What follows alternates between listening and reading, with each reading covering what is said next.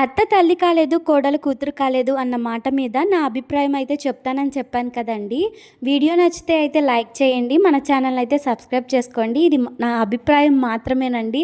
అంతేకానీ నేనెవ్వరిని ఉద్దేశించి అంటుంది కాదు. అదేవిధంగా ఎవరు నొచ్చుకునేలా మాట్లాడుతుంది కాదు. ఎవరికైనా ఈ మాట నచ్చకపోతే సారీ అండి. సో, మీకెవరైనా ఎలాంటి అభిప్రాయం అనిపిస్తది ఈ మాట మీద? అత్త తల్లి కాలేదు, కోడలు కూతురు కాలేదు అన్న మాట మీద మీకెలాంటి అభిప్రాయం ఉందో నాకైతే కామెంట్ సెక్షన్‌లో మెన్షన్ చేసేయండి. సో, అత్త తల్లి ఎందుకు కాలేదండి చెప్పండి? వచ్చిన కోడల్ని ప్రేమగా చూసుకుంటే తల్లవుతుంది. అదేవిధంగా కోడలు కూడా తన అత్తని ప్రేమగా చూసుకుంటే కూతురవుతుందనమాట.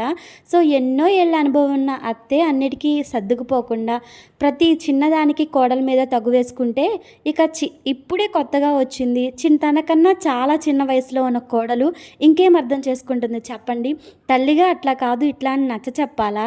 అలా కాకుండా ప్రతిదానికి తగు వేసుకుంటా ఉంటే ఇంక అత్తాకోడళ్ళ బంధం ఎప్పటికైనా సరే గొడవలుగానే ఉంటుంది. అదేవిధంగా ఇంట్లో మగవాళ్ళకి కూడా మనశ్శాంతి అసలు ఎప్పటికీ ఉండదండి. ఇదైతే నాకు అనిపించిన మాట అండి. అనిపించిందే కాదు ఎక్స్‌పీరియన్స్ కూడా. సో, అందుకే నేను ఇంత స్ట్రాంగ్‌గా చెప్పగలుగుతున్నాను. సో, ఈ మాట నచ్చితే అయితే లైక్ చేయండి. ఇక్కడైతే పప్పుచారు కాస్తున్నానండి. పిల్లలకొచ్చేసి ఫీవర్ తగులుతుంది. అందుకని చెప్పేసి పప్పుచారు కాస్తున్నాను. నోటికి కొంచెం కమ్మగా ఉంటుంది కదా అని చెప్పేసి. ఈ విధంగా అయితే చేశానండి. పప్పుచారు రెసిపీ కావాలనుకుంటే నాకైతే కామెంట్ సెక్షన్‌లో కామెంట్ చేయండి. నేను మీకు ఫుల్ డీటెయిల్‌గా ఎక్స్‌ప్లెయిన్ చేస్తాను. వీడియో నచ్చితే అయితే లైక్ చేయండి. ఛానల్‌ని అయితే సబ్స్క్రైబ్ చేసుకోండి. Thank you.